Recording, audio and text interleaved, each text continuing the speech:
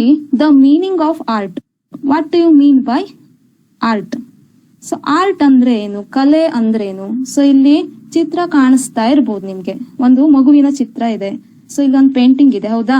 So art ಅಂದ್ರೆ ಚಿತ್ರಕಲೆ ಒಂದೇನಾ? Dance ಮಾಡೋದು ಒಂದು ಆರ್ಟ್, ಸಿಂಗಿಂಗ್ ಮಾಡೋದು ಒಂದು ಆರ್ಟ್, ಟೀಚಿಂಗ್ ಮಾಡೋದು ಒಂದು ಆರ್ಟ್. ಸೊ ಈ ತರ ಕಲೆ ಅಂದ ತಕ್ಷಣ ಆರ್ಟ್ ಅಂದ್ರೆ, so basically art is the skillful and personal application of existing knowledge to achieve desired result. So once again I will tell the meaning of art. Art is the skillful and personal application of existing knowledge to achieve desired result. So ಕಲೆ ಅಂದ್ರೆ ಕೌಶಲ್ಯ ಭರಿತವಾಗಿರುವಂತದ್ದು, ಮತ್ತೆ ಅದಕ್ಕೆ ಸ್ವಲ್ಪ knowledge ಬೇಕಾಗತ್ತೆ, ಜ್ಞಾನದ ಅವಶ್ಯಕತೆನೂ ಇದೆ, ತಿಳುವಳಿಕೆನೂ ಬೇಕು. ಯಾತಕ್ಕೋಸ್ಕರ ಅದನ್ನ ಹೇಗೆ ನಾವು ಯೂಸ್ ಮಾಡ್ತೀವಿ? ಸೊ ನಮ್ದೇನೋ ನಾವೊಂದೇನೋ ಎಕ್ಸ್ಪೆಕ್ಟೇಷನ್, ಪೇಂಟಿಂಗ್ ಅನ್ನ ಮಾಡ್ಬೇಕು, ನೀಟಾಗಿ ಸಿಂಗಿಂಗ್ ಅನ್ನ ಮಾಡ್ಬೇಕು. ಸೊ ಆ ಒಂದು ರಿಸಲ್ಟ್ ನಮ್ಗೆ ಬರ್ಬೇಕು ಅಂದ್ರೆ ನಾವು ಅದನ್ನ ನಮ್ಮಲ್ಲಿರುವಂತಹ ಒಂದು ಟ್ಯಾಲೆಂಟ್ ಏನಿದೆ ಅದನ್ನ ಎಫೆಕ್ಟಿವ್ ಆಗಿ ನಾವು ಯೂಸ್ ಮಾಡ್ಬೇಕು, ಮತ್ತೆ ನಮ್ಮ ಒಂದು ಸ್ಕಿಲ್ ಅನ್ನ ನಾವು ಅದರಲ್ಲಿ ಆ ಒಂದು ಆರ್ಟ್ ಅಲ್ಲಿ ತೋರಿಸ್ಬೇಕು, ಪ್ರದರ್ಶನ ಮಾಡಬೇಕು ಅಂತ ಅರ್ಥ. So this is about art. Art is the skillful and personal application of existing knowledge to achieve desired result. So with this let us see the nature of management. In that first one, management as an art. So management ಹೇಳುವಂತದ್ದು ಒಂದು art ಹೇಳುವಂತಹ concept ಅನ್ನ ನಾವಿಲ್ಲಿ study ಮಾಡೋಣ. So here the basic features of art which are applicable to management are, in that first one, existence of theoretical knowledge. So here art subjects are based on certain theoretical knowledge. Experts in their respective areas have derived certain basic principles and published some books. So ಒಂದು art ಅಂತ ಕರಿಬೇಕಂದ್ರೆ ಅದಕ್ಕೆ ಅದರದ್ದೇ ಆದಂತಹ theoretical knowledge ಬೇಕು, ಜ್ಞಾನ ಬೇಕು. So ಅದಕ್ಕೆ related ಆದಂತಹ ಕೆಲವೊಂದು ಬುಕ್ಸ್ ಇರುತ್ತೆ, ಅದರದ್ದೇ ಆದಂತಹ ಕೆಲವೊಂದು ತತ್ವ ಇರುತ್ತೆ, ಅದರದ್ದೇ ಆದಂತಹ ಒಂದಷ್ಟು ಸಾಹಿತ್ಯ ಇರುತ್ತೆ. ಸೊ ಅದನ್ನ ಸ್ಟಡಿ ಮಾಡಿ ಒಂದು ನೀಟಾಗಿ ಕ್ಯಾರಿ ಮಾಡೋದ್ರಿಂದ ಇದು ಒಂದು ಆರ್ಟ್ ಅಂತ ಹೇಳ್ಬೋದು. ಫಾರ್ ಎಕ್ಸಾಂಪಲ್, ಈಗ ಡಾನ್ಸ್ ಹೇಳುವಂತದ್ದು ಒಂದು ಆರ್ಟ್ ಅಂತ ಕರಿತೀವಿ. ಯಾಕೆ? ಆ ಒಂದು ಡಾನ್ಸ್ ಹೇಳುವಂತಹ ಕಾನ್ಸೆಪ್ಟ್ ಏನಿದೆ ಅದರ ರಿಲೇಟೆಡ್ ಒಂದಷ್ಟು ಬುಕ್ಸ್ ಇದೆ, ಸೊ ಅದರ ರಿಲೇಟೆಡ್ ಒಂದಷ್ಟು ಲಿಟರೇಚರ್ ಇದೆ. ಸೊ ಅದೇ ತರ ಮ್ಯಾನೇಜ್ಮೆಂಟ್ ಅನ್ನು ನಾವು ಒಂದು ಆರ್ಟ್ ಅಂತ ಕರಿತೀವಿ. ಹೇಗೆ ಕರಿತೀವಿ? ಇನ್ case of management is concerned, so there is A various books available, or manager should acquire different knowledge, theoretical knowledge, in order to become a best manager. For example, manager should acquire the knowledge of human resource related aspect. In the same way, manager should have the knowledge regarding the financial management aspect. Even he should acquire the knowledge of marketing related aspect also. So ಒಂದು management ಅನ್ನ art ಅಂತ ಕರಿಬೇಕಂದ್ರೆ manager ಆದವನಿಗೆ ಅದು ಕೆಲವೊಂದು ಜ್ಞಾನದ ಅವಶ್ಯಕತೆ ಇರುತ್ತೆ, ನಾಲೆಜಿನ ಅವಶ್ಯಕತೆ ಇರುತ್ತೆ, ಥಿಯರಿಟಿಕಲ್ ನಾಲೆಜಿನ ಅಗತ್ಯ ಇರುತ್ತೆ. ಅವನಿಗೆ ಪ್ರಾಕ್ಟಿಕಲ್ ವರ್ಡ್ ಅಲ್ಲಿ ಅದನ್ನ ಸಾಲ್ವ್ ಮಾಡಬೇಕು ಅಂದ್ರೆ ಒಂದಷ್ಟು ಕೌಶಲ್ಯ ಬೇಕು, ಒಂದಷ್ಟು ಜ್ಞಾನ ಬೇಕು. ಸೊ ಅದನ್ನ ನಾವು ಯಾವ ಮೂಲಕ ಮ್ಯಾನೇಜರ್ ಆದವನು ತಗೋತಾನೆ? ಸೊ ಮ್ಯಾನೇಜರ್ ಆದವನು human resources related issues related ಅವನಿಗೆ ನಾಲೆಜ್ ಇರಬೇಕು. ಫೈನಾನ್ಷಿಯಲ್ ಮ್ಯಾನೇಜ್ಮೆಂಟ್, ಫೈನಾನ್ಷಿಯಲ್ ರಿಲೇಟೆಡ್ ಆಸ್ಪೆಕ್ಟಿನ ನಾಲೆಜ್ ಇರಬೇಕಾಗುತ್ತೆ, ಮಾರ್ಕೆಟ್ ರಿಲೇಟೆಡ್ ಆಸ್ಪೆಕ್ಟಿನ ನಾಲೆಜ್ ಇರಬೇಕಾಗುತ್ತೆ. So that we can call manager as a artist, or he is one, this particular management is a art ಅಂತ ಹೇಳ್ಬೋದು. Because in case of management there is a existence of theoretical knowledge. The particular management or the manager is going to acquire the knowledge relating to different areas of business. Either it may be any finance related aspect, or any human resource related aspect, or any marketing related aspect. So thus we can call the manager or the management is a art. There is a existence of theoretical knowledge. So let us see the second feature of management as a art, that is personalized application. So here the use of the basic knowledge is different from one individual to another individual. For example, ಈಗ 2 dancers ಇರ್ತಾರೆ ಅಥವಾ 2 singers ಇದ್ದಾರೆ ಅಂತ ಅನ್ಕೊಳ್ರಿ. So ಅವರಿಬ್ರು ಅವರ way of presentation ಏನಿದೆ ಅದು changes ಆಗಿರುತ್ತೆ, ಒಬ್ರಿಂದ ಒಬ್ರಿಗೆ ಭಿನ್ನವಾಗಿರುತ್ತೆ ಅಂತ ಹೇಳ್ಬೋದು. ಸೊ ಮ್ಯಾನೇಜ್ಮೆಂಟ್ ಅನ್ನು ಒಂದು ಆರ್ಟ್ ಅಂತ ನಾವು ಕರಿಬೇಕಂದ್ರೆ, ಫಾರ್ ಎಕ್ಸಾಂಪಲ್ 2 ಮ್ಯಾನೇಜರ್ಸ್ ಇರ್ತಾರೆ, ಒಂದ್ ಸೇಮ್ ಬಿಸ್ನೆಸ್ ಸಿಚುವೇಶನ್ಸ್ ಇರುತ್ತೆ, ಬಟ್ ಅವರು ಡೀಲ್ ಮಾಡುವಂತಹ ಒಂದು ವೇ ಆಫ್ ಡೀಲಿಂಗ್ ಏನಿದೆ ಆ ಒಂದು ಬಿಸ್ನೆಸ್ ಪ್ರಾಬ್ಲಮ್ಸ್ ಅದು ಡಿಫ್ರೆಂಟ್ ಆಗಿರುತ್ತೆ. So that personalised application, same knowledge ಅನ್ನ ಹೊಂದಿರಬಹುದು 2 ಮ್ಯಾನೇಜರ್ಸ್, ಆದ್ರೆ ಯಾವಾಗ ಒಂದು ಸೊಲ್ಯೂಷನ್ ಅನ್ನ ಕೊಡಬೇಕು ಒಂದು ಬಿಸ್ನೆಸ್ ಪ್ರಾಬ್ಲಮ್ಸ್ ಗೆ ಅಂದಾಗ ಅವರು ಡೀಲ್ ಮಾಡುವಂತಹ ವೇ ಏನಾಗಿರುತ್ತೆ ಡಿಫ್ರೆಂಟ್ ಆಗಿರುತ್ತೆ ಅಂತ ಹೇಳ್ಬೋದು. So that management can call as A art ಅಂತ ಹೇಳ್ಬೋದು. ಸೊ ಮ್ಯಾನೇಜ್ಮೆಂಟ್ ಅನ್ನ ಒಂದು ಕಲೆ ಅಂತ ಕರಿತೀವಿ. ಈಗ ಫಾರ್ ಎಕ್ಸಾಂಪಲ್ ಒಂದು ಬಿಸ್ನೆಸ್ ಆರ್ಗನೈಸೇಷನ್ ಇರುತ್ತೆ. ಸೊ ಆ ಒಂದು ಬಿಸ್ನೆಸ್ ಆರ್ಗನೈಸೇಷನ್ ಅಲ್ಲಿ 2 ಮ್ಯಾನೇಜರ್ಸ್ ಇರ್ತಾರೆ. So manager A, manager B. So ಇದು ಒಂದು ಸಪರೇಟ್ ಆದಂತಹ ಆರ್ಗನೈಸೇಷನ್, ಇದೊಂದು ಸಪರೇಟ್ ಆದಂತಹ ಆರ್ಗನೈಸೇಷನ್. ಸೊ ಅವರು ನೀಟಾಗಿ ಆಕ್ಟಿವಿಟೀಸ್ ಅನ್ನ ಕ್ಯಾರಿ ಮಾಡುವಾಗ ಮ್ಯಾನೇಜರ್ ಎ ಏನಿದಾನೆ ಒಂದು ಎಕ್ಸ್ ಹೇಳುವಂತಹ ಕಂಪನಿಯ ಮ್ಯಾನೇಜರ್, ಬಿ ಹೇಳುವಂತವನು ವೈ ಹೇಳುವಂತಹ ಕಂಪನಿಯ ಮ್ಯಾನೇಜರ್. ಸೊ ಅವರು ಒಂದೇ ಲೈನ್ ಅಲ್ಲಿ ಬಿಸ್ನೆಸ್ ಅನ್ನ ಮಾಡ್ತಾ ಇರ್ತಾರೆ. ಫಾರ್ ಎಕ್ಸಾಂಪಲ್ ಟಾಯ್ಸ್ ಅನ್ನ ಪ್ರೊಡ್ಯೂಸ್ ಮಾಡುವಂತಹ ಬಿಸ್ನೆಸ್ ಇದೆ.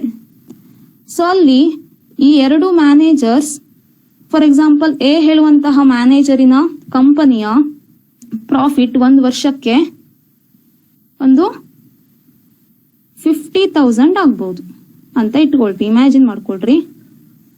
50,000 ಸ್ಮಾಲ್ ಸ್ಕೇಲ್ ಅಲ್ಲಿ ಮಾಡ್ತಾ ಇರ್ಬೋದು. ಸೊ 50,000 ಪ್ರಾಫಿಟ್ ಆಗುತ್ತೆ. ಅದೇ ಬಿ ಹೇಳುವಂತವನ ಕಂಪನಿ ಏನಿದೆ, ಮ್ಯಾನೇಜರ್ ಏನಿದ್ದಾನೆ ಒಂದು 1 lakh ಆಗುತ್ತೆ ಅಂತ ಇಟ್ಕೊಳ್ರಿ. ಸೊ ಇಲ್ಲಿ ಅವರು ಒಂದೇ ಲೈನ್ ಅಲ್ಲಿ ಬಿಸ್ನೆಸ್ ಅನ್ನ ಮಾಡ್ತಾ ಇದ್ದಾರೆ. ಅವರಿಗೆ ಏನು ಬಿಸ್ನೆಸ್ ಅನ್ನ ಕ್ಯಾರಿ ಮಾಡ್ತಾ ಇದ್ದಾರೆ, ಅವರಿಗೆ ಒಂದು ಬಿಸ್ನೆಸ್ ಸಿಚುವೇಶನ್ ಸೇಮ್ ಬಂದಿದೆ ಅಂತ ಇಟ್ಕೊಳ್ರಿ. ಸೊ ಸೇಮ್ ಟೈಪ್ ಡಿಮಾಂಡ್ ಇದೆ, ಸೇಮ್ ಟೈಪ್ ಪ್ರೈಸ್ ಅನ್ನ ಫಿಕ್ಸ್ ಮಾಡ್ತಾ ಇದ್ದಾರೆ. ಬಟ್ ಅವರು ಕಸ್ಟಮರ್ಸ್ ಅನ್ನ ಡೀಲ್ ಮಾಡುವಂತಹ ಒಂದು ವೇ ಏನಿದೆ, ಮ್ಯಾನೇಜರ್ ಎದ್ದು ಡಿಫ್ರೆಂಟ್ ಇರ್ಬೋದು, ಮ್ಯಾನೇಜರ್ ಬಿದು ಡಿಫ್ರೆಂಟ್ ಇರ್ಬೋದು. ಸೊ ಆ ತರ ಅಲ್ಲಿ ಏನಾಗಿರುತ್ತೆ, ಅವರ ಏನು ಸ್ಕಿಲ್ ಇದೆ, ನಾಲೆಜ್ ಏನಿದೆ ಅದನ್ನ ಪ್ರೆಸೆಂಟ್ ಮಾಡುವಾಗ, ಅಪ್ಲೈ ಮಾಡುವಾಗ ಆ ವೇ ಆಫ್ ಪ್ರೆಸೆಂಟೇಶನ್ ಏನಾಗಿರುತ್ತೆ ಅದು ಚೇಂಜ್ ಆಗಿರುತ್ತೆ ಅಂತ ಹೇಳ್ಬೋದು. ಸೊ ಈ ತರ ಯಾವುದೇ ಒಂದು ಮ್ಯಾನೇಜ್ಮೆಂಟ್ ಅನ್ನ ಆರ್ಟ್ ಅಂತ ಕನ್ಸಿಡರ್ ಮಾಡಬೇಕು ಅಂದ್ರೆ ವೇ ಆಫ್ ಪ್ರೆಸೆಂಟೇಶನ್ ಏನಿರುತ್ತೆ ಅದು ಚೇಂಜ್ ಆಗಿರುತ್ತೆ. ಅವರು ಸೇಮ್ ನಾಲೆಜ್ ಅನ್ನೇ ಹೊಂದಿರಬಹುದು, ಆದ್ರೆ ಡಿಫ್ರೆಂಟ್ ಕ್ರೈಟೇರಿಯಾ, ಡಿಫ್ರೆಂಟ್ ಸಿಚುವೇಶನ್ಸ್ ಯಾವ ರೀತಿ ಅರೈಸ್ ಆಗುತ್ತೆ ಅದನ್ನ ಡೀಲ್ ಮಾಡುವಂತಹ ಸಿಚುವೇಶನ್ ಚೇಂಜ್ ಇರುತ್ತೆ ಅಂತ ಹೇಳ್ಬೋದು. So this is about management ಹೇಳುವಂತದ್ದು ಪರ್ಸನಲೈಸ್ಡ್ ಅಪ್ಲಿಕೇಶನ್ ಇರಬೇಕು. ಸೊ ದಟ್ ಆರ್ಟ್ ಹೇಳುವಂತಹ ಕ್ರೈಟೇರಿಯಾ ಇದು ಮೀಟ್ ಮಾಡುತ್ತೆ ಅಂತ ಹೇಳ್ಬೋದು. Next one, based on practice and creativity. So art involves the creative practice of existing theoretical knowledge. Here the best manager will apply his creativity, imagination in order to solve the various critical business problems. So ಒಂದು subject ಅನ್ನ, management ಹೇಳುವಂತಹ subject ಅನ್ನ, concept ಅನ್ನ art ಅಂತ ನಾವು ಕರಿಬೇಕಂದ್ರೆ ಅಲ್ಲಿ ಒಂದು practice ಇರಬೇಕು, ಅಲ್ಲೊಂದು ಕ್ರಿಯೇಟಿವಿಟಿ ಇರಬೇಕು. ಸೊ ಮ್ಯಾನೇಜರ್ ಆದವನಿಗೆ ಏನು ನಾಲೆಜ್ ಇಲ್ಲ, ಸಬ್ಜೆಕ್ಟ್ ಥಿಯರಿಟಿಕಲ್ ನಾಲೆಜ್ ಇಲ್ಲ ಅವನಿಗೆ ಅಂದ್ರೆ, ಫೈನಾನ್ಸ್ ರಿಲೇಟೆಡ್ ನಾಲೆಜ್ ಇಲ್ಲ ಅಂದ್ರೆ ಅವನು ಬಿಸ್ನೆಸ್ ಗೆ ನೀಟ್ ಆಗಿ ಫೈನಾನ್ಸ್ ಅನ್ನ ಅರೇಂಜ್ ಮಾಡ್ಲಿಕ್ಕೆ ಸಾಧ್ಯ ಇಲ್ಲ. ಸೊ ಅಲ್ಲಿ ಅವನು ಥಿಂಕ್ ಮಾಡ್ಬೇಕಾಗತ್ತೆ, ಅವನ ಪ್ರೀವಿಯಸ್ ಪ್ರಾಕ್ಟೀಸ್ ಅನ್ನ ಏನು ಎಕ್ಸ್ಪೀರಿಯನ್ಸ್ ಇದೆ ಅದನ್ನ ಯೂಸ್ ಮಾಡ್ಕೊಳ್ಬೇಕಾಗತ್ತೆ ರಿಸೋರ್ಸಸ್ ಅನ್ನ ಕಲೆಕ್ಟ್ ಮಾಡುವಾಗ.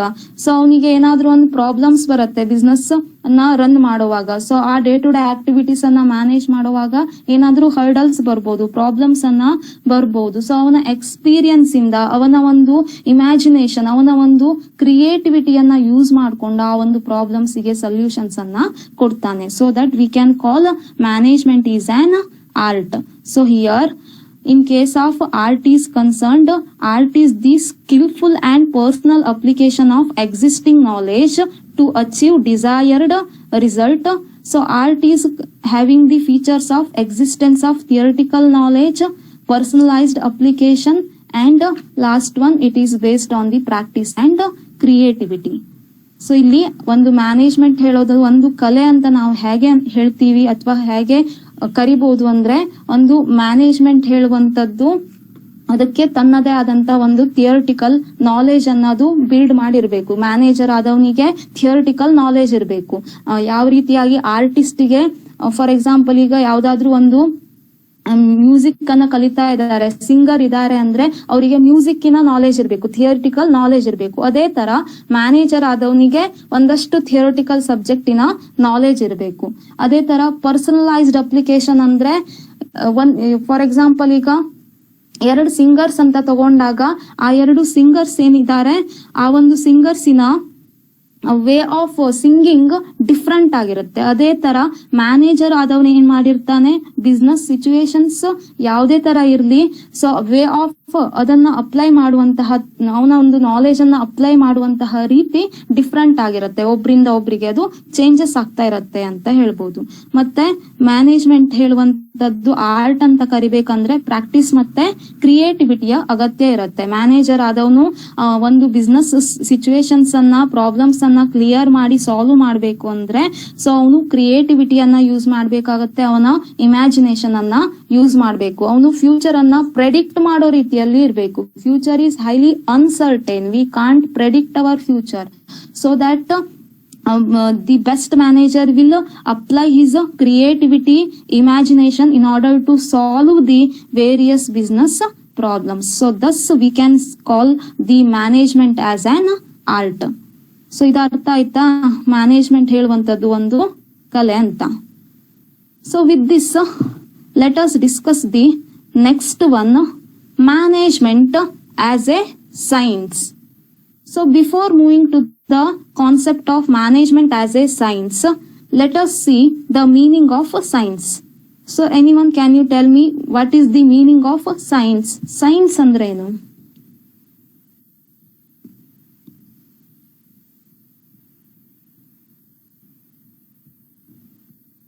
ಜ್ಞಾನದ ವ್ಯವಸ್ಥಿತ ಅಧ್ಯಯನ ಅಂತ ಕರಿತೀವಿ. So let us discuss the management as a science.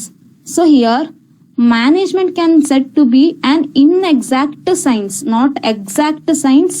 It is an inexact science. So management ಹೇಳುವಂತದ್ದು ಸಂಪೂರ್ಣವಾದಂತಹ ಸೈನ್ಸ್ ಅಲ್ಲ, ಸೊ ಅದು ಇನ್ಎಕ್ಸಾಕ್ಟ್ ಸೈನ್ಸ್ ಅಂತ ಹೇಳ್ಬೋದು. ಹಾಗಿದ್ರೆ ಮ್ಯಾನೇಜ್ಮೆಂಟ್ ಹೇಳುವಂತದ್ದು ಸೈನ್ಸ್ ಯಾಕೆ ಸಂಪೂರ್ಣವಾಗಿ ಅಲ್ಲ? ಸೈನ್ಸ್ ಹೇಳುವಂತದಕ್ಕೆ ಏನೆಲ್ಲ ಫೀಚರ್ಸ್ ಇದೆ, ಸೊ ಅದನ್ನ ಒನ್ ಆಫ್ಟರ್ ಅನದರ್ ಡಿಸ್ಕಸ್ ಮಾಡ್ತಾ ಹೋಗೋಣ. So in that first one, systematic body of knowledge. So in case of science is concerned, it is a systematic study of knowledge and its principles are based on cause and effect relationship. In case of science, there should be existence of cause and effect relationship. So systematic body of knowledge andre ಒಂದು ವ್ಯವಸ್ಥಿತವಾದಂತಹ ತಿಳುವಳಿಕೆ ಇರುವಂತದ್ದು. So ಅಲ್ಲಿ ನಮ್ಗೆ ಯಾವುದೇ ಒಂದು experiment ಇರ್ಬೋದು, ಯಾವುದೇ ಒಂದು ಸೈನ್ಸಿನ ಇನ್ವೆನ್ಷನ್ ಇರ್ಬೋದು, ಆವಿಷ್ಕಾರ ಇರ್ಬೋದು. ಸೊ ಅಲ್ಲಿ ನಾವೇನ್ ಕಾಣ್ಬೋದು, ಒಂದು ಕಾರಣ ಮತ್ತೆ ಅದರ ಪರಿಣಾಮವನ್ನ ನೋಡ್ತೀವಿ. ಫಾರ್ ಎಕ್ಸಾಂಪಲ್, ಒಂದು ಪೆನ್ನನ್ನ ನಾವು ಮೇಲಕ್ಕೆ ಎಸೆದ್ರೆ ಅದು ಕೆಳಗೆ ಬೀಳತ್ತೆ. ಸೊ ಅದಕ್ಕೆ ಕಾರಣ ಏನು? ಭೂಮಿಯ ಗುರುತ್ವಾಕರ್ಷಣ ಶಕ್ತಿ ಅಂತ ಹೇಳ್ತೀವಿ, ಗ್ರಾವಿಟಿ ಫೋರ್ಸ್ ಅಂತ ಕರಿತೀವಿ. ಸೊ ಇದೇ ತರ ಮ್ಯಾನೇಜ್ಮೆಂಟ್ ಅಲ್ಲೂ ಸಹ ಪ್ರತಿಯೊಂದಕ್ಕೂ ಒಂದು ಕಾರಣ ಇದೆ, ಕಾರಣದ ಒಂದು ಎಫೆಕ್ಟ್ ಇದೆ ಅಂತ ಹೇಳ್ಬೋದು. ಫಾರ್ ಎಕ್ಸಾಂಪಲ್, ಈಗ ಮ್ಯಾನೇಜ್ಮೆಂಟ್ ಅನ್ನ ಒಂದು ಸೈನ್ಸ್ ಆಗಿ ನಾವು ಕರಿಬೇಕು ಅಂದ್ರೆ there should be existence of cause and effect relationship in case of any organisation or in any situation in the organisation ಅಂತ ಹೇಳ್ಬೋದು. ಫಾರ್ ಎಕ್ಸಾಂಪಲ್, ಒಂದು ಬಿಸ್ನೆಸ್ ಆರ್ಗನೈಸೇಷನ್ ಅಲ್ಲಿ ಅದರ ಆ ಒಂದು ಬಿಸ್ನೆಸ್ ಆರ್ಗನೈಸೇಷನ್ ಏನಿದೆ, ಸೊ ಒಂದು ಗೂಡ್ಸ್ ಅನ್ನ ಪ್ರೊಡ್ಯೂಸ್ ಮಾಡ್ತಾ ಇರುತ್ತೆ, ಗೂಡ್ಸಿಗೆ ಪ್ರೈಸ್ ಅನ್ನ ಫಿಕ್ಸ್ ಮಾಡ್ತಾರೆ. ಸೊ ಪ್ರೈಸ್ ಅನ್ನ ಫಿಕ್ಸ್ ಮಾಡ್ತಾರೆ, ಕಸ್ಟಮರ್ಸ್ ಏನ್ ಮಾಡ್ತಾರೆ, ಗೂಡ್ಸ್ ಅನ್ನ ಡಿಮಾಂಡ್ ಮಾಡ್ತಾರೆ. ಸೊ ಇಲ್ಲಿ ನಾವು ನೋಡೋದಾದ್ರೆ ಪ್ರೈಸ್ ಮತ್ತೆ ಡಿಮಾಂಡ್, ಕಸ್ಟಮರ್ಸ್ ಯಾವಾಗ್ಲೂ ಹೆಚ್ಚು ಯಾವಾಗ ಡಿಮಾಂಡ್ ಮಾಡ್ತಾರೆ, ವಸ್ತುವಿನ ಬೆಲೆ ಕಮ್ಮಿ ಇದ್ದಾಗ ಹೆಚ್ಚು ಡಿಮಾಂಡ್ ಅನ್ನ ಮಾಡ್ತಾರೆ. ಸೊ ಆಬ್ವಿಯಸ್ಲಿ ಸೇಲ್ಸ್ ಜಾಸ್ತಿ ಆಗುತ್ತೆ. ಯಾವಾಗ ಡಿಮಾಂಡ್ ಜಾಸ್ತಿ ಇದೆ, ಕಸ್ಟಮರ್ಸ್ ಹೆಚ್ಚು ಪರ್ಚೇಸ್ ಮಾಡ್ತಾ ಇರ್ತಾರೆ ಗೂಡ್ಸ್ ಅನ್ನ. ಸೊ ಗೂಡ್ಸ್ ಅನ್ನ ಪರ್ಚೇಸ್ ಮಾಡ್ತಾ ಇರ್ತಾರೆ. ಸೊ ಅಲ್ಲಿ ನಮ್ಗೆ ಏನಾಗುತ್ತೆ, ಸೇಲ್ಸ್ ವಾಲ್ಯೂಮ್ ಜಾಸ್ತಿ ಇದೆ ಅಂದ್ರೆ ಪ್ರಾಫಿಟ್ ಆಗುತ್ತೆ. ಸೊ ಯಾವಾಗ ಪ್ರೈಸ್ ಜಾಸ್ತಿ ಆಗುತ್ತೆ, ಡಿಮಾಂಡ್ ಕಮ್ಮಿ ಆಗುತ್ತೆ. ಸೊ ನಮ್ಗೆ ಸೇಲ್ಸ್ ವಾಲ್ಯೂಮ್ ಏನಾಗುತ್ತೆ, ಸೇಲ್ಸ್ ಕಡಿಮೆ ಆಗುತ್ತೆ. ಸೊ ಕಂಪನಿಗೆ ಪ್ರಾಫಿಟ್ ಹೇಳುವಂತದ್ದು ಏನಾಗುತ್ತೆ, ಕಮ್ಮಿ ಆಗುತ್ತೆ ಅಂತ ಹೇಳ್ಬೋದು. ಸೊ ಈ ತರ ಒಂದು ಯಾವುದೇ ಒಂದು ಬಿಸ್ನೆಸ್ ಆರ್ಗನೈಸೇಷನ್ ಏನಿದೆ ಅದನ್ನ ನಾವು ಅಲ್ಲಿನ ಮ್ಯಾನೇಜ್ಮೆಂಟ್ ಅನ್ನ ಸೈನ್ಸ್ ಇದು ಅಂತ ಹೇಳ್ಬೇಕಂದ್ರೆ, ಪ್ರತಿಯೊಂದು management cause and effect relationship ಅನ್ನ ಬಿಲ್ಡ್ ಮಾಡತ್ತೆ ಅಂತ ಹೇಳ್ಬೋದು. ಇಲ್ಲಿ ಸೈನ್ಸ್ ಹೇಳುವಂತದ್ದು ಕಾಸ್ ಅಂಡ್ ಎಫೆಕ್ಟ್ ರಿಲೇಶನ್ಶಿಪ್ ಅನ್ನ ಕ್ರಿಯೇಟ್ ಮಾಡತ್ತೆ. The same concept will also applicable to management as a science. Here, manager is going to establish the cause and effect relationship in dealing with the various situations in the organization. So, ಕಾರಣ ಮತ್ತೆ ಪರಿಣಾಮ. So ನಮ್ಮ ದಿನನಿತ್ಯದ ಜೀವನದಲ್ಲೂ ಕಾರಣ ಮತ್ತು ಪರಿಣಾಮ ಈ ತರ ಒಂದು ಕಾನ್ಸೆಪ್ಟ್ ಗೆ ಎಕ್ಸಾಂಪಲ್ ಅನ್ನ ನಾವು ಕೊಡಬಹುದು. ಫಾರ್ ಎಕ್ಸಾಂಪಲ್, ನಾವು ರಾತ್ರಿ ಮಲಗಿದಾಗ ಅಲಾರಾಮ್ ಅನ್ನ ಇಟ್ಕೊಂಡು ಬೆಳಗ್ಗೆ ಬೇಗ ಎದ್ಕೋಬೇಕು ಅಂತ ಅಲಾರಾಮ್ ಅನ್ನ ಇಟ್ಕೋತೀವಿ. ಇಫ್ ಇನ್ ಕೇಸ್ ಬೆಳಗ್ಗೆ ಅಲಾರಾಮ್ ಆನೇ ಆಗಿಲ್ಲ, ಅಲಾರಾಮ್ ಸೌಂಡೇ ಆಗಿಲ್ಲ ಅಂತ ಇಟ್ಕೊಳ್ರಿ. ಸೊ ಅದರ ಎಫೆಕ್ಟ್ ಏನು, ನಾವು ಲೇಟ್ ಆಗಿ ಎದ್ಕೋತೀವಿ. ಸೊ ಎಲ್ಲಾ ಕೆಲ್ಸನೂ ಲೇಟ್ ಆಗಿ ಆಗ್ತಾ ಹೋಗುತ್ತೆ. ಸೊ ಒಂದ್ ಕಾರಣ ಏನು, ಅಲಾರಾಮ್ ಸೌಂಡ್ ಆಗಿಲ್ಲ. ಅದರ ಎಫೆಕ್ಟ್ ಏನು, ನಮ್ಮ ಎಲ್ಲಾ ಕೆಲಸ ಲೇಟ್ ಆಗಿದೆ, ಪೋಸ್ಟ್ಪೋನ್ ಆಗ್ತಾ ಹೋಗುತ್ತೆ. ಸೊ ಆ ತರ. ಸೊ ಈ ತರ ಮ್ಯಾನೇಜ್ಮೆಂಟ್ ಅನ್ನ ಸೈನ್ಸ್ ಅಂತ ಕರಿಬೇಕಂದ್ರೆ ಪ್ರತಿಯೊಂದಕ್ಕೂ ಕಾರಣ ಇರುತ್ತೆ, ಅದ್ರದ್ದೇ ಆದಂತಹ ಒಂದು ಎಫೆಕ್ಟ್ ಇರುತ್ತೆ. ಫಾರ್ ಎಕ್ಸಾಂಪಲ್, ಸೇಲ್ಸ್ ವಾಲ್ಯೂಮು ಜಾಸ್ತಿ ಆಗಿಲ್ಲ ಅಂದ್ರೆ ಪ್ರಾಫಿಟ್ ಏನಾಗುತ್ತೆ, ಕಮ್ಮಿ ಆಗುತ್ತೆ. ಸೇಲ್ಸ್ ಜಾಸ್ತಿ ಆಗಿದೆ ಅಂದ್ರೆ ಏನಾಗುತ್ತೆ, ಪ್ರಾಫಿಟ್ ಜಾಸ್ತಿ ಆಗುತ್ತೆ ಅಂತ ಹೇಳ್ಬೋದು. ಸೊ ಆ ತರ ಮ್ಯಾನೇಜ್ಮೆಂಟ್ ಅನ್ನ ಸೈನ್ಸ್ ಅಂತ ಕರಿಬೇಕಂದ್ರೆ there should be a existence of systemised body of knowledge ಅಂತ ಹೇಳ್ಬೋದು. So this is about management as a science. Second one, the second important feature of the management as a science is that principles based on experiment. So here scientific principles are developed through observation and tested through repeated experimentation. So science ಅಲ್ಲಿ ಏನಾಗುತ್ತೆ, ಯಾವುದೇ ಒಂದು product ಅನ್ನ ಅವರು launch ಮಾಡ್ತಾ ಇದ್ದಾರೆ, ಯಾವುದೇ ಒಂದು ಇನ್ವೆನ್ಷನ್ ಅನ್ನ ಮಾಡ್ತಾ ಇದ್ದಾರೆ ಅಂದ್ರೆ ಅದರ ಹಿಂದೆ ಅಷ್ಟು ಎಕ್ಸ್ಪೆರಿಮೆಂಟ್ ಇರುತ್ತೆ. ಯಾವುದೇ ಒಂದು scientist over the night famous ಆಗೋದಿಲ್ಲ, ಓವರ್ ದ ನೈಟ್ ಏನೋ ಒಂದು ಇನ್ವೆನ್ಷನ್ ಅನ್ನ ಮಾಡೋದಿಲ್ಲ. ಅದರ ಹಿಂದ್ಗಡೆ ಅವ್ರದ್ದು ಹಾರ್ಡ್ ವರ್ಕ್ ಇರುತ್ತೆ, ಅವರ ಎಫರ್ಟ್ ಅನ್ನ ನಾವು ನೋಡ್ಬೋದು. ಸೊ ಈಗ ಯಾವುದೇ ಮ್ಯಾನೇಜ್ಮೆಂಟ್ ಅನ್ನು ಸಹ ಸೈನ್ಸ್ ಅಂತ ನಾವು ಕರಿಬೇಕಂದ್ರೆ ಮ್ಯಾನೇಜ್ಮೆಂಟ್ ಅಲ್ಲೂ ಸಹ ಅದರದ್ದೇ ಆದಂತಹ ಕೆಲವೊಂದು ಪ್ರಿನ್ಸಿಪಲ್ಸ್ ಇದೆ. ಆ ಪ್ರಿನ್ಸಿಪಲ್ಸ್ ತತ್ವಗಳು ಅಂತ ಕರಿತೀವಿ. ಸೊ ಆ ಒಂದು ಪ್ರಿನ್ಸಿಪಲ್ಸ್ ಏನಿದೆ ಅದನ್ನ ಓವರ್ ದ ನೈಟ್ ಯಾರು ಡೆವಲಪ್ ಮಾಡಿಲ್ಲ. ಸೊ ಅದನ್ನ ರಿಪೀಟೆಡ್ ಎಕ್ಸ್ಪೆರಿಮೆಂಟೇಶನ್ ಅನ್ನ ಮಾಡಿದ್ದಾರೆ. ಎಲ್ಲಾ ಫ್ಯಾಕ್ಟರಿ ಇರ್ಬೋದು, ಕಂಪನಿ ಇರ್ಬೋದು, ಅಲ್ಲಿ ಕಂಟಿನ್ಯೂಸ್ ಸ್ಟಡಿಯನ್ನ ಕಂಡಕ್ಟ್ ಮಾಡಿದ್ದಾರೆ ಕೆಲವೊಂದು ಸಬ್ಜೆಕ್ಟ್ ರಿಲೇಟೆಡ್.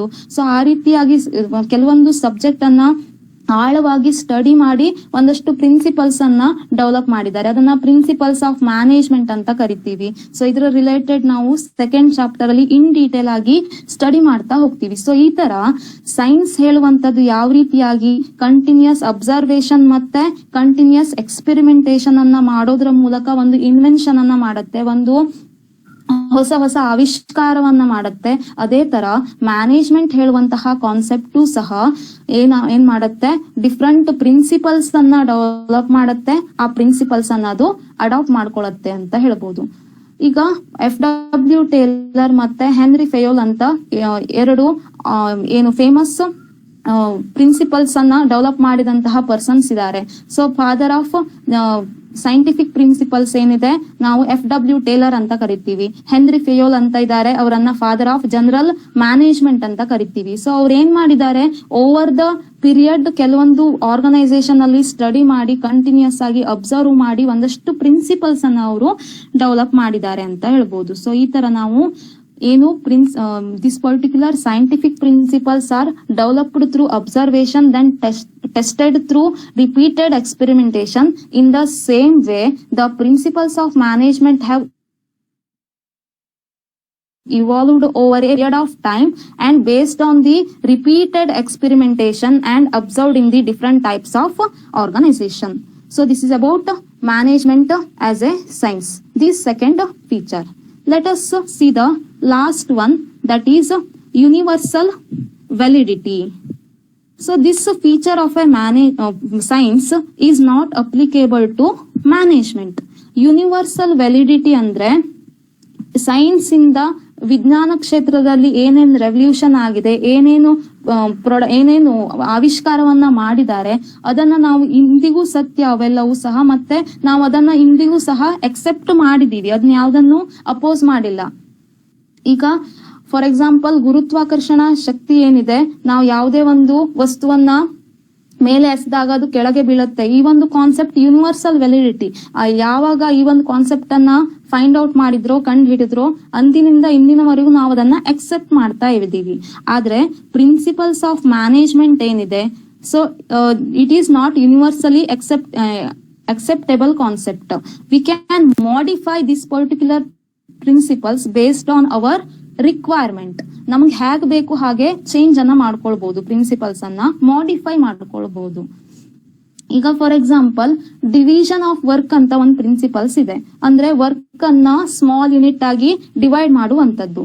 ಸೊ ಇಲ್ಲಿ ಈ ಒಂದು ಕಾನ್ಸೆಪ್ಟ್ ಗೆ ಅದರದ್ದೇ ಆದಂತಹ ಕೆಲವೊಂದು ಅಪ್ಲಿಕೇಶನ್ಸ್ ಅನ್ನ ನಾವು ಆರ್ಗನೈಸೇಷನ್ ಯಾವ ರೀತಿ ಬೇಕು ಆ ರೀತಿಯಾಗಿ ಮಾಡ್ಕೊಳ್ಬಹುದು. ಫಾರ್ ಎಕ್ಸಾಂಪಲ್ ಈಗ ದೊಡ್ಡ ಕಂಪನಿ ಇದೆ ಅಂತ ಇಟ್ಕೊಳ್ರಿ. ಒಂದು ಕಂಪನಿ, ಒಂದು small business organisation, sole trading concern. So division of work ಹೇಳುವಂತ ಕಾನ್ಸೆಪ್ಟ್ ಕಂಪನಿಯಲ್ಲಿ ನಾವು ಮಾಡಬಹುದು, ಯಾಕಂದ್ರೆ ಡಿಫ್ರೆಂಟ್ ಡಿಪಾರ್ಟ್ಮೆಂಟ್ ಇರುತ್ತೆ ಅಲ್ಲಿ.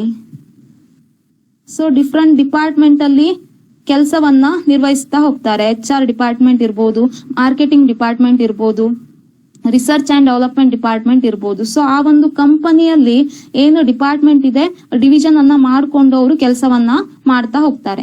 ಅದೇ ಸೋಲ್ ಟ್ರೇಡಿಂಗ್ ಕನ್ಸರ್ನ್ ಅಂತ ಬಂದಾಗ ಸಿಂಗಲ್ ಪರ್ಸನ್ ಇರ್ತಾನೆ. ಫಾರ್ ಎಕ್ಸಾಂಪಲ್ ಒಂದು ಪಾನ್ ಶಾಪ್ ಅಂತ ಇಟ್ಕೊಳ್ರಿ. ಸೊ ಅವ್ನ್ ಒಬ್ನೇ ಎಲ್ಲ ಕೆಲಸವನ್ನ ಮಾಡ್ತಾನೆ, ಎಲ್ಲವನ್ನ ಅವನು ಒಬ್ನೇ ಅಲ್ಲಿ ಮ್ಯಾನೇಜ್ ಮಾಡ್ತಾನೆ. ಸೊ ಅಲ್ಲಿ ಡಿವಿಷನ್ ಆಫ್ ವರ್ಕ್ ಹೇಳುವಂತ ಕಾನ್ಸೆಪ್ಟ್ ಅವನು ಅಪ್ಲೈ ಮಾಡ್ಕೊಳ್ಳೋದಿಲ್ಲ. ಸೊ ಇಲ್ಲಿ ಆ ಒಂದು ಪ್ರಿನ್ಸಿಪಲ್ ಇದೆ ಅಂತ ಅಂದಾಗ ಅವನಿಗೆ ಯಾವ ರೀತಿ ಬೇಕು ಅವನೇ ಕೆಲವೊಂದು ವರ್ಕರ್ಸ್ ಅನ್ನ ಅಪಾಯಿಂಟ್ ಮಾಡ್ಕೊಳ್ಬಹುದು, ಕೆಲವೊಂದು ವರ್ಕ್ ಅನ್ನ ತಾನೇ ಮಾಡಬಹುದು. ಸೊ ಅಲ್ಲಿ ವರ್ಕ್ ಹೇಳುವಂತದ್ದನ್ನ ಅವನಿಗೆ ಯಾವ ರೀತಿ ಬೇಕು ಆ ರೀತಿಯಾಗಿ ಅವನು ಅದನ್ನ ಮಾಡಿಫೈ ಮಾಡ್ಕೋತಾನೆ ಅಂತ ಹೇಳ್ಬೋದು. So this is about universal validity. So scientific principles have universal validity and applications, but the principles of management are not exact as the principles of science because their applications are modified. We can modify the applications based on our requirement or based on the particular situation anta helbodu. So this is about universal validity.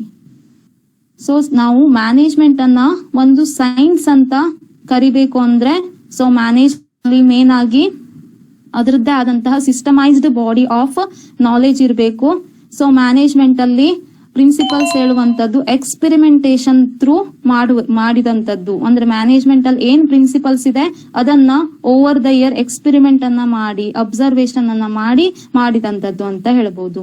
ಅದೇ ತರ science ಅಲ್ಲಿ universal validity, science ಅಲ್ಲಿ ಏನೇ ಒಂದು invention ಆಗ್ಲಿ ಅದು universally accept ಆಗುವಂತದ್ದು, ಮತ್ತೆ ಅದರ ವ್ಯಾಲಿಡಿಟಿನೂ ಸಹ ಕಂಟಿನ್ಯೂಸ್ ಆಗಿರುತ್ತೆ, ಲಾಂಗ್ ಟರ್ಮ್ ಆಗಿರುತ್ತೆ. ಆದ್ರೆ ಮ್ಯಾನೇಜ್ಮೆಂಟ್ ಅಲ್ಲಿ ಯಾವ್ದಾದ್ರು ಒಂದು ಪ್ರಿನ್ಸಿಪಲ್ಸ್ ಅನ್ನ ನಾವು ಅಪ್ಲೈ ಮಾಡ್ಕೊಳ್ಬೇಕು ಅಂದ್ರೆ ಅದು ಇದ್ದ ಹಾಗೆ ನಾವು ಅದನ್ನ ಅಪ್ಲೈ ಮಾಡ್ಬೇಕು ಅಂತೇನಿಲ್ಲ. ಆರ್ಗನೈಸೇಷನ್ ನ ಸಿಚುವೇಶನ್ ಯಾವ ರೀತಿ ಇರುತ್ತೆ ಅದನ್ನ ನೋಡ್ಕೊಂಡು ನಾವು ಮಾಡಿಫೈ ಮಾಡ್ಕೊಳ್ಬಹುದು, ಅಪ್ಲೈ ಮಾಡ್ಕೊಳ್ಬಹುದು. So that we can call management is A in exact science, but it is not A exact science. So ಅದು ಸಂಪೂರ್ಣವಾದಂತಹ ವಿಜ್ಞಾನವಲ್ಲ, ಬಟ್ ಅದು ಇನ್ ಎಕ್ಸಾಕ್ಟ್ ಸೈನ್ಸ್. ಯಾಕಂದ್ರೆ ಫಸ್ಟ್ 2 ಫೀಚರ್ಸ್ ಅಪ್ಲೈ ಆಗತ್ತೆ. ಮ್ಯಾನೇಜ್ಮೆಂಟ್ ಹೇಳುವಂತದ್ದು ಸಿಸ್ಟಮೈಸ್ಡ್ ಬಾಡಿ ಆಫ್ ನಾಲೆಜ್ ಹೇಳುವಂತ principal apply ಆಗತ್ತೆ, ಮತ್ತೆ principles based on ಎಕ್ಸ್ಪೆರಿಮೆಂಟೇಶನ್ ಹೇಳುವಂತಹ concept ಸಹ ಈ ಒಂದು ಮ್ಯಾನೇಜ್ಮೆಂಟ್ ನ ಕಾನ್ಸೆಪ್ಟ್ ಗೆ ಅಪ್ಲೈ ಆಗತ್ತೆ.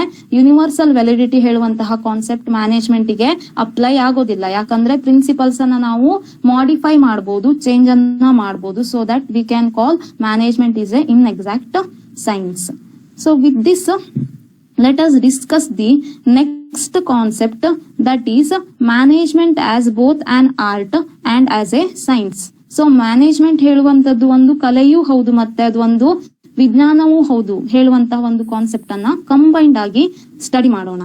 ಸೊ ಹಿಯರ್ ಮ್ಯಾನೇಜ್ಮೆಂಟ್ ಅನ್ನ ನಾವು ಒಂದು ಆರ್ಟ್ ಅಂತ ಯಾವ ರೀತಿ ಕರಿಬಹುದು? So here the management has the feature of both science and art. Here the practice of management is art. So ನಾವು ಯಾವ ರೀತಿಯಲ್ಲಿ ಪ್ರಾಕ್ಟೀಸ್ ಅನ್ನ ಮಾಡ್ತೀವಿ, ನಮ್ಮ ಸ್ಕಿಲ್ ಅನ್ನ ಅಪ್ಲೈ ಮಾಡ್ತೀವಿ ಬಿಸ್ನೆಸ್ ಸಿಚುವೇಶನ್ ಅಲ್ಲಿ. ಕೆಲವೊಂದು ಹರ್ಡಲ್ಸ್ ಇರುತ್ತೆ, ಪ್ರಾಬ್ಲಮ್ಸ್ ಇರುತ್ತೆ ಬಿಸ್ನೆಸ್ ಸಿಚುವೇಶನ್ಸ್ ಅಲ್ಲಿ. ಸೊ ಆ ಒಂದು ಟೈಮ್ ಅಲ್ಲಿ ನಾವ್ ಏನ್ ಮಾಡ್ತೀವಿ, ನಮ್ಮ ಒಂದು ವೇ ಆಫ್ ನಮ್ಮ ಪ್ರೆಸೆಂಟೇಶನ್ ಏನಿರುತ್ತೆ, ನಮ್ಮ ಟ್ಯಾಲೆಂಟ್, ನಮ್ಮ ಸ್ಕಿಲ್, ನಮ್ಮ ಇಮ್ಯಾಜಿನೇಷನ್ ಅನ್ನ ಯೂಸ್ ಮಾಡ್ಕೊಂಡು ಬಿಸ್ನೆಸ್ ಅಲ್ಲಿ ಏನೇನ್ ಸಿಚುವೇಶನ್ಸ್ ಬರುತ್ತೆ ಅದನ್ನ ಕ್ಲಿಯರ್ ಮಾಡ್ತೀವಿ. ಸೊ ಅದನ್ನ ನಾವೇನಂತ ಕರಿಬಹುದು? ಆರ್ಟ್ ಅಂತ ಕರಿಬಹುದು. ಬಟ್ ಮ್ಯಾನೇಜ್ಮೆಂಟ್ ಅನ್ನ ಸೈನ್ಸ್ ಅಂತ ಹೇಗೆ ಕರಿತೀವಿ? When we are adapting some principles while practicing the or while carrying out the activities of a organization, we can call it as a science. So thus management can both art as well as science, but it is a inexact science.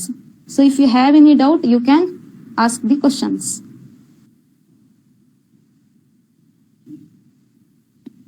Management ಹೇಳೋದು science ಹೌದಾ, management ಹೇಳೋದು art ಹೌದಾ? ಯಾವುದೇ features ಅರ್ಥ ಆಗಿಲ್ಲ ಅಂದ್ರೂ ಕೇಳಬಹುದು.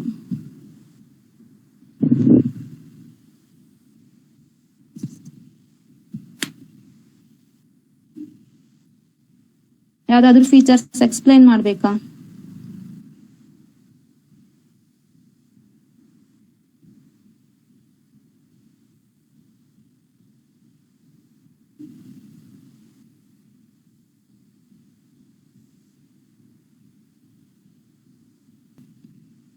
Let us see the next concept, management as a profession. ಹಾಗಿದ್ರೆ ಮ್ಯಾನೇಜ್ಮೆಂಟ್ ಹೇಳುವಂತದ್ದು ಒಂದು ಪ್ರೊಫೆಷನ್ ಹೇಳುವಂತಹ ಕಾನ್ಸೆಪ್ಟ್ ಅನ್ನ ಸ್ಟಡಿ ಮಾಡೋಣ. ಸೊ ಬಿಫೋರ್ ದಟ್ ಪ್ರೊಫೆಷನ್ಸ್ ಗೆ ಒಂದಷ್ಟು ಎಕ್ಸಾಂಪಲ್ಸ್ ಅನ್ನ ನಾವು ನೋಡ್ತಾ ಇದ್ದೀವಿ. ಇಲ್ಲಿ ಚಾರ್ಟರ್ಡ್ ಅಕೌಂಟೆಂಟ್ ಇದ್ದಾರೆ, ಡಾಕ್ಟರ್ಸ್ ಇದ್ದಾರೆ, ಲಾಯರ್ಸ್ ಇದ್ದಾರೆ. ಸೊ ಇವರೆಲ್ಲರನ್ನ ನಾವು ಪ್ರೊಫೆಷನ್ ಅಂತ ಕರಿತೀವಿ. ಹಾಗಿದ್ರೆ what you mean by profession? Profession ಅಂದ್ರೇನು?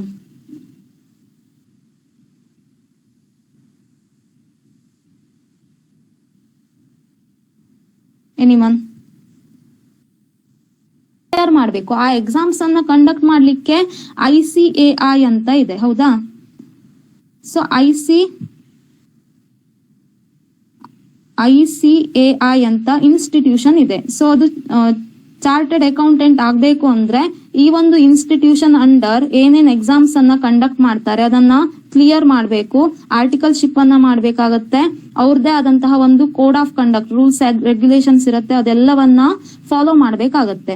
ಸೊ ಇಲ್ಲಿ ಮ್ಯಾನೇಜರ್ ಆದಂತವನಿಗೆ ಯಾವುದೇ ರೀತಿಯಾದಂತಹ ಕೋಡ್ ಆಫ್ ಕಂಡಕ್ಟ್ ಒಂದು ಪರ್ಟಿಕ್ಯುಲರ್ ಆರ್ಗನೈಸೇಷನ್ ಇಂದ ಇರೋದಿಲ್ಲ. ಫಾರ್ ಎಕ್ಸಾಂಪಲ್ ಈಗ ಅದು ಒಂದು ಕಂಪಲ್ಸರಿ ಅಂತಲ್ಲ. ಫಾರ್ ಎಕ್ಸಾಂಪಲ್ ಈಗ ಆಲ್ ಇಂಡಿಯಾ ಮ್ಯಾನೇಜ್ಮೆಂಟ್ ಅಸೋಸಿಯೇಷನ್ ಅಂತ ಇದೆ. ಸೊ ಅದು ಏನ್ ಮಾಡತ್ತೆ, ಯಾರ್ಯಾರು ಮ್ಯಾನೇಜರ್ ಇದಾರೆ ದೊಡ್ಡ ದೊಡ್ಡ ಕಂಪನಿಯವರು, ಸೊ ಅವ್ರು ಏನ್ ಮಾಡ್ತಾರೆ, ರಿಜಿಸ್ಟರ್ ಆಗಿದ್ರೆ ಆ ಒಂದು ಆಲ್ ಇಂಡಿಯಾ ಮ್ಯಾನೇಜ್ಮೆಂಟ್ ಅಸೋಸಿಯೇಷನ್ ಹೇಳುವಂತ ಒಂದು ಫೋರಂ ಅಂಡರ್, ಸೊ ಅವ್ರೇನ್ ರೂಲ್ಸ್ ರೆಗ್ಯುಲೇಷನ್ಸ್ ಅನ್ನ ಹಾಕಿರ್ತಾರೆ ಅದನ್ನ ಫಾಲೋ ಮಾಡ್ಬೇಕಾಗಿರುತ್ತೆ. ಬಟ್ ಅದು ಎಲ್ಲರಿಗೂ ಕಂಪಲ್ಸರಿ ಅಲ್ಲ ಅಂತ ಹೇಳ್ಬೋದು.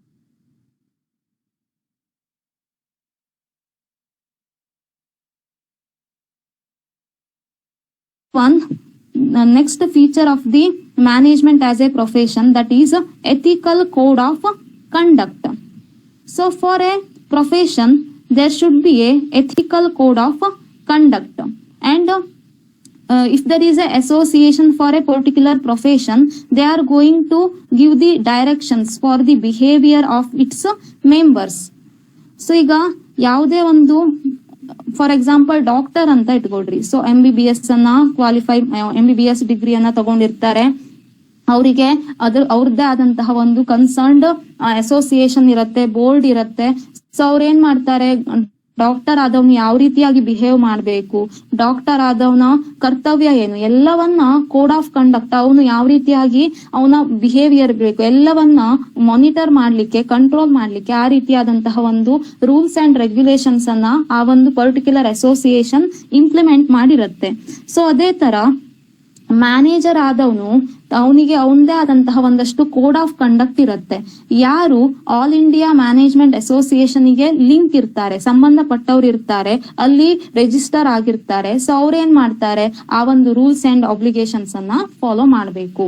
But it is not compulsory for all the managers. Here in a organisation they are having their own code of conduct and they will follow that particular code of conduct. So there is no any compulsion for a manager to follow the code of conduct which is led by All India Management Association. So yaru ಆ ಒಂದು so association ಗೆ link ಇರ್ತಾರೆ, ಸಂಬಂಧಪಟ್ಟಿರ್ತಾರೆ. So ಅವರು code of conduct ಅನ್ನ follow ಮಾಡ್ಬೇಕಾಗಿರುತ್ತೆ. But ಎಲ್ಲಾ managers ಆ ಒಂದು association under ಬರೋದಿಲ್ಲ ಕಂಪಲ್ಸರಿಯಾಗಿ. ಸೊ ಅವ್ರು ಏನ್ ಮಾಡ್ತಾರೆ, ಆರ್ಗನೈಸೇಷನ್ ರೂಲ್ಸ್ ಅಂಡ್ ರೆಗ್ಯುಲೇಷನ್ಸ್ ಏನಿದೆ ಅದನ್ನ ಫಾಲೋ ಮಾಡ್ತಾ ಇದ್ದ. Let us C the last feature of the management as a profession, that is service motive.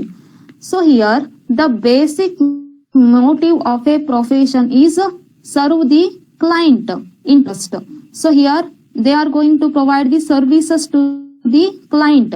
For example CA ಇದ್ದಾರೆ ಅಂದ್ರೆ ಅವರಿಗೆ ಕ್ಲೈಂಟ್ಸ್ ಇರ್ತಾರೆ. ಎಷ್ಟೋ ಒಂದು ಬಿಸ್ನೆಸ್ ಆರ್ಗನೈಸೇಷನ್ ಆಡಿಟ್ ಅನ್ನ ಮಾಡಿಸ್ಲಿಕ್ಕೆ CA ನ ಅಪಾಯಿಂಟ್ ಮಾಡ್ಕೊಂಡಿರ್ತಾರೆ.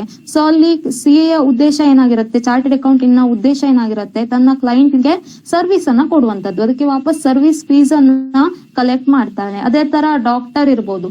ಸೊ ಪೇಷಂಟ್ ಗೆ ಟ್ರೀಟ್ಮೆಂಟ್ ಅನ್ನ ಮಾಡ್ತಾನೆ, ನಾವು ಅದಕ್ಕೆ ಸರ್ವಿಸ್ ಚಾರ್ಜಸ್ ಅಂತ ಕೊಡ್ತೀವಿ. ಸೊ ಈ ತರ ಒಂದು ಪ್ರೊಫೆಷನ್ ಅಂತ ಬಂದಾಗ ಅದರ ಮೇನ್ ಇಂಟೆನ್ಷನ್ ಏನು, ಸರ್ವಿಸ್ ಅನ್ನ ಕೊಡುವಂತದ್ದು. So here we can call management is a profession and it is a service motive because every organization which is established in our society, they either engage in the providing the good quality product or service at a reasonable price, thus they are going to serve the society ಅಂತ ಹೇಳ್ಬೋದು. So ಈಗ management ಹೇಳುವಂತದ್ದು ಸಹ ಸೇವೆಯ ಒಂದು ಮನೋಭಾವನೆಯಿಂದ ಇರುತ್ತೆ. ಯಾವುದೇ organisation ಇರ್ಬೋದು, product ಅನ್ನ ಕೊಡ್ಬೋದು, ಗೂಡ್ಸ್ ಅನ್ನ ಪ್ರೊಡ್ಯೂಸ್ ಮಾಡಬಹುದು, ಅಥವಾ ಸರ್ವಿಸಸ್ ಅನ್ನ ಕೊಡ್ಬೋದು. ಏನೇ ಕೊಟ್ಟರು ಸಹ ಸೊಸೈಟಿಗೆ ರೀಸನೇಬಲ್ ಪ್ರೈಸ್ ಅಲ್ಲಿ ಕೊಟ್ಟು ಏನ್ ಮಾಡ್ತಾರೆ, ಅವರು ಸೊಸೈಟಿಗೆ ಬೆನಿಫಿಟ್ ಆಗೋ ರೀತಿಯಲ್ಲಿ ಹೆಲ್ಪ್ ಅನ್ನ ಮಾಡ್ತಾರೆ ಅಂತ ಹೇಳ್ಬೋದು. So thus we can call management is a profession. So management is a profession ಹೇಳುವಂತದ್ದನ್ನ ಅಪ್ಲೈ ಆಗುತ್ತೆ ಅಂದಾಗ ಅದರಲ್ಲಿ ಒಂದು well defined body of knowledge ಹೇಳುವಂತಹ ಕಾನ್ಸೆಪ್ಟ್ ಸಂಪೂರ್ಣವಾಗಿ ಅಪ್ಲೈ ಆಗುತ್ತೆ. ಸರ್ವಿಸ್ ಮೋಟಿವ್ ಹೇಳುವಂತಹ ಕಾನ್ಸೆಪ್ಟ್ ಸಂಪೂರ್ಣವಾಗಿ ಅಪ್ಲೈ ಆಗುತ್ತೆ. ಪ್ರೊಫೆಷನಲ್ ಅಸೋಸಿಯೇಷನ್ ಸಮ್ವಾಟ್ ಅಪ್ಲೈ ಆಗುತ್ತೆ.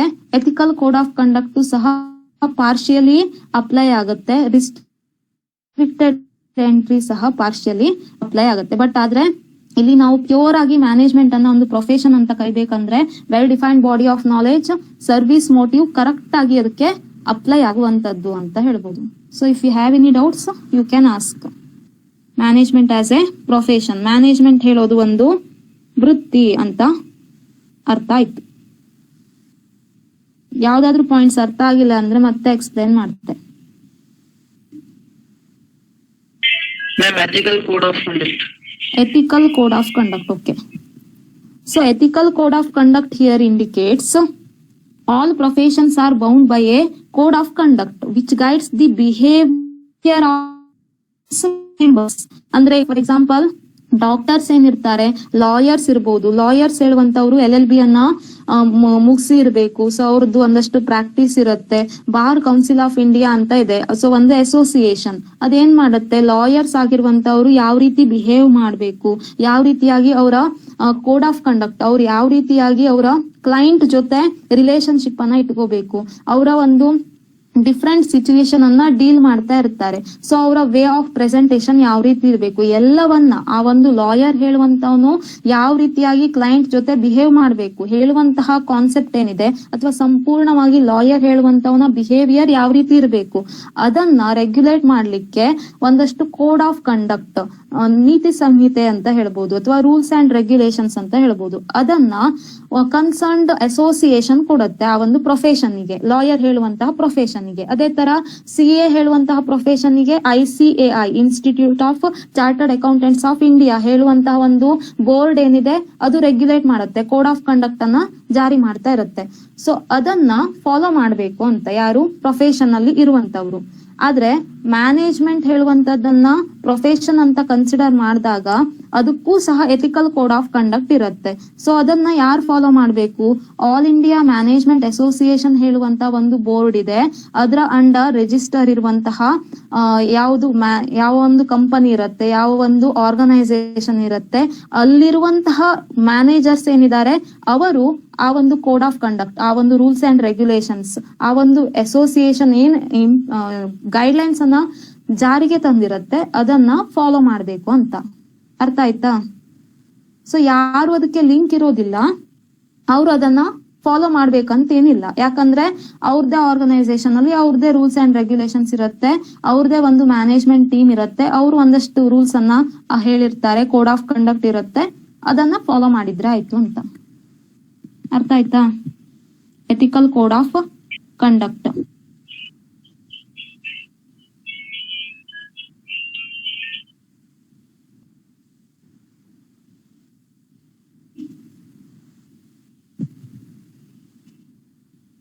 ಪ್ರೊಫೆಷನ್ ಅಂದ್ರೇನು?